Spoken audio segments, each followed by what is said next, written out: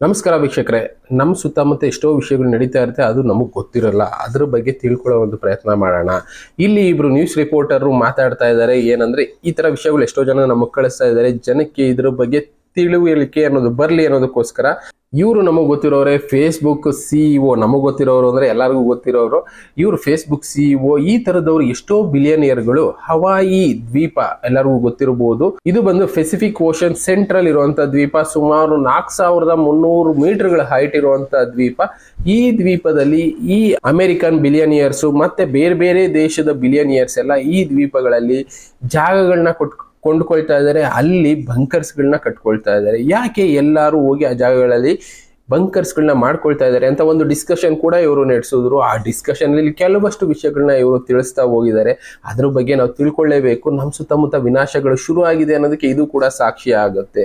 ಬಿಲಿಯನಿಯರ್ಸ್ಗಳ ಎಲ್ಲ ಕೂಡ ಅಮೆರಿಕಾದಲ್ಲಿ ಕೆಲವಷ್ಟು ಬಂಕರ್ಸ್ಗಳನ್ನ ಮಾಡ್ಕೊಳ್ತಾ ಇದ್ದಾರೆ. ಅದನ್ನ ಬಿಟ್ಟು ಅಮೆರಿಕಾದಿಂದ ಸುಮಾರು ಸಾವಿರಾರು ಕಿಲೋಮೀಟರ್ ದೂರದಲ್ಲಿರುವಂತ ಒಂದು ದ್ವೀಪದಲ್ಲಿ ಜಾಗಗಳನ್ನ ಕೊಂಡ್ಕೊಳ್ತಾ ಇದ್ದಾರೆ. ಎಲ್ಲ ಅಲ್ಲಿ ಇನ್ವೆಸ್ಟ್ ಮಾಡ್ತಾ ಇದ್ದಾರೆ.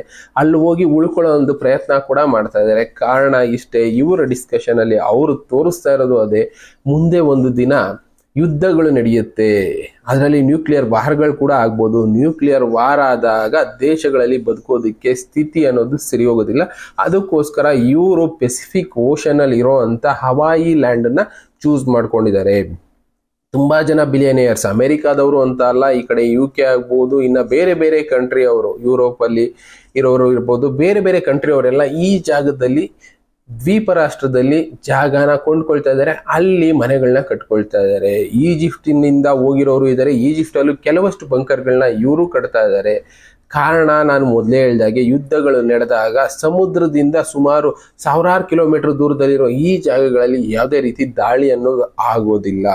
ಇವ್ರಿಗೆಲ್ಲ ಗೊತ್ತಾಗಿದೆ ಮುಂದಿನ ದಿನಗಳಲ್ಲಿ ಯುದ್ಧಗಳು ನಡೆಯುತ್ತೆ, ಅದರಿಂದ ಜನ ಸಾಯ್ಬೇಕಾಗತ್ತೆ. ಅಂತ ಟೈಮ್ನಲ್ಲಿ ಉಳ್ಕೊಳ್ಳೋಣ ಅನ್ನೋ ಒಂದು ಪ್ರಯತ್ನಕ್ಕೋಸ್ಕರ ಶ್ರೀಮಂತರೆಲ್ಲರೂ ಹವಾಯಿ ಕಡೆ ಮುಖ ಮಾಡಿದ್ದಾರೆ. ನಮ್ಗೆ 2012 ಫಿಲಮ್ ಅಲ್ಲಿ ತೋರಿಸಿದ್ರು, ಒಂದು ಸಲ ದೊಡ್ಡ ದೊಡ್ಡ ಶ್ರೀಮಂತರೆಲ್ಲ ದುಡ್ಡು ಹಾಕ್ಬಿಟ್ಟು ಬೋಟ್ಗಳು ಮಾಡ್ಕೊಂಡು ಅದರಲ್ಲಿ ಹೋಗೋ ಒಂದು ಪ್ರಯತ್ನ ಮಾಡ್ತಾರಲ್ಲ, ಆ ರೀತಿ ಮುಂದೆ ಆಗುವಂತ ಅನಾಹುತಗಳನ್ನ ಎದುರಿಸ್ಬೇಕು ಅಂದ್ರೆ ಮೊದಲೇ ಪ್ಲಾನ್ ಮಾಡ್ಕೊಳ್ಳೋಣ ಅಂತ ಈ ದೊಡ್ಡ ದೊಡ್ಡ ಶ್ರೀಮಂತರು ಬಿಲಿಯನಿಯರ್ಸ್ ಲಕ್ಷಾಂತರ ಕೋಟಿ ದುಡ್ಡು ಮಾಡಿರೋರು ಈಗ ಹವಾಯಿ ಕಡೆ ಮುಖ ಮಾಡಿದ್ದಾರೆ. ಅಮೆರಿಕಾನೇ ಸೇಫ್ ಇಲ್ಲ ಅಂದ್ರೆ ಯೋಚನೆ ಮಾಡಿ ಹೇಗಿರುತ್ತೆ ಪರಿಸ್ಥಿತಿ ಅಂತ. ಅಮೆರಿಕ ಬಿಟ್ಟು ಹೋಗೋದಕ್ಕೆ ರೆಡಿ ಆಗ್ತಾ ಇದ್ದಾರೆ ಈ ದೊಡ್ಡ ದೊಡ್ಡ ಬಿಲಿಯನಿಯರ್ಸ್. ಅಂದ್ರೆ ಬಿಸ್ನೆಸ್ ಎಲ್ಲ ಅಲ್ಲೇ ರನ್ ಮಾಡ್ತಾ ಇರ್ತಾರೆ. ಕಷ್ಟ ಅನ್ನೋದು ಬಂದಾಗ, ತೊಂದರೆ ಅನ್ನೋದು ಬಂದಾಗ ಬದುಕುಳಿದ್ರೆ ಏನ್ ಬೇಕಾದ್ರೂ ಮಾಡ್ಬೋದು ಅನ್ನೋದಕ್ಕೋಸ್ಕರನೇ ಈ ಬಿಲಿಯನಿಯರ್ಸ್ ಎಲ್ಲ ಹವಾಯಿ ದ್ವೀಪದಲ್ಲಿ ಜಾಗನ ಕೊಂಡ್ಕೊಳ್ತಾ ಇದ್ದಾರೆ. ಹವಾಯಿ ದ್ವೀಪದ ಬಗ್ಗೆ ನಿಮಗೆ ಗೊತ್ತಿದೆಯೋ ಇಲ್ವೋ ನೋಡಿ, ಒಂದು ಸಲ ಮ್ಯಾಪ್ ಅಲ್ಲಿ ತಿಳ್ಕೊಬಹುದು. ಎರಡು ಕಡೆ ಸಮುದ್ರದ ಮಧ್ಯದಲ್ಲಿರುವಂತ ಒಂದು ದ್ವೀಪ. ಈ ಜಾಗದಲ್ಲಿ ಯಾವುದೇ ರೀತಿ ತೊಂದರೆಗಳು ಇಲ್ಲ ಅನ್ನೋದು ಇವರ ಲೆಕ್ಕಾಚಾರ. ಅದ್ರ ಜೊತೆ ಅಲ್ಲೂ ಕೂಡ ಬಂಕರ್ಸ್ಗಳನ್ನ ಮಾಡ್ಕೊಳ್ತಾ ಇದ್ದಾರೆ.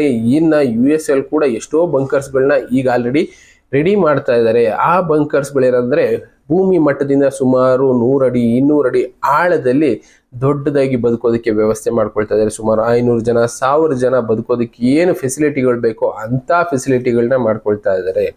ದೊಡ್ಡ ದೊಡ್ಡ ಶ್ರೀಮಂತರು ಯುದ್ಧ ಆದ ಸಂದರ್ಭದಲ್ಲಿ, ಇಲ್ಲ ಪ್ರಕೃತಿಗಳಿಂದ ವಿನಾಶ ಆಗುವ ಸಂದರ್ಭದಲ್ಲಿ ಯಾವ ರೀತಿ ಬದುಕಬೇಕು, ಅಲ್ಲಿ ಏನೇನು ಫೆಸಿಲಿಟಿಗಳು ಬೇಕು ಅಂತ ಫೆಸಿಲಿಟಿಗಳು ಮಾಡ್ಕೊಳ್ಳೋ ಒಂದು ಪ್ರಯತ್ನದಲ್ಲಿದ್ದಾರೆ. ಅಂದ್ರೆ ನಾವು ಅರ್ಥ ಮಾಡ್ಕೋಬೇಕು ನಮ್ಮ ಸುತ್ತಮುತ್ತ ಏನಾಗ್ತಾ ಇದೆ, ನೇಚರ್ ಅನ್ನೋದು ಯಾವ ರೀತಿ ರಿಯಾಕ್ಟ್ ಮಾಡ್ತಾ ಇದೆ ಅನ್ನೋದಕ್ಕೆ. ಕೆಲವಷ್ಟನ್ನ ಸೈಂಟಿಸ್ಟ್ಗಳು ಮೀಡಿಯಾದವರು ಮುಚ್ಚಿಡೋ ಕೆಲಸ ಮಾಡ್ಬೋದು. ಕಾರಣ ಜನ ಭಯ ಬೀಳ್ತಾರೆ, ಇದರಿಂದ ಬೇರೆ ಬೇರೆ ರೀತಿ ಅನಾಹುತಗಳು ಸಂಭವಿಸ್ಬೋದು ಅಂತ ಮುಚ್ಚಿಡ್ಬೋದು. ಬಟ್ ಆದ್ರೆ ಶ್ರೀಮಂತರುಗಳಿಗೆ ಇಂಥದ್ದೆಲ್ಲ ಗೊತ್ತಾಗಿದೆ. ಅದಕ್ಕೋಸ್ಕರ ಶ್ರೀಮಂತರು ಬದುಕುಳಿಬೇಕು ಅಂತ ಅವರ ಪ್ರಯತ್ನದಲ್ಲಿ ಅವರಿದ್ದಾರೆ. ಆದ್ರೆ ನಾವು ನಮ್ಮ ಕೈಲಿ ಏನ್ ಪ್ರಯತ್ನ ಮಾಡೋದಕ್ಕಾಗುತ್ತೋ ಇಲ್ವೋ ಗೊತ್ತಿಲ್ಲ. ಒಬ್ರಿಗೊಬ್ರು ಸಹಾಯ ಮಾಡ್ಕೊಂಡಾದ್ರೂ ಸ್ವಲ್ಪ ಜನ ಬದುಕುಳಿಯುವಂತ ಪ್ರಯತ್ನಗಳು ಮಾಡ್ಕೋಬಹುದು.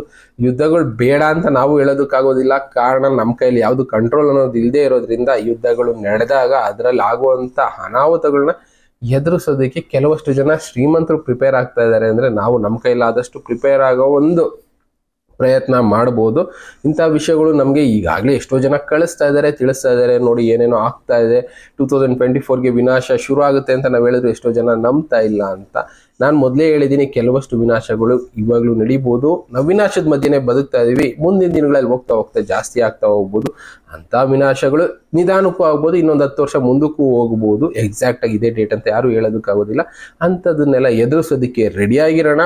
ನಮ್ಮ ಕೈಲಾದಷ್ಟು ಒಳ್ಳೆ ಕೆಲಸ ಮಾಡಿಕೊಂಡು ಬದುಕೋ ಒಂದು ಪ್ರಯತ್ನ ಮಾಡೋಣ ಅಂತ ಅಷ್ಟೇ ಹೇಳೋದಕ್ಕೆ ಇಷ್ಟಪಡ್ತೀನಿ. ಇನ್ನು ಈ ಥರ ಎಷ್ಟೋ ವಿಷಯಗಳನ್ನ ನಿಮಗೆ ತಿಳಿಸ್ಕೊಡ್ತಾ ಹೋಗ್ತೀನಿ. Thank you. ಮತ್ತೆ ಸಿಗೋಣ. Good bye.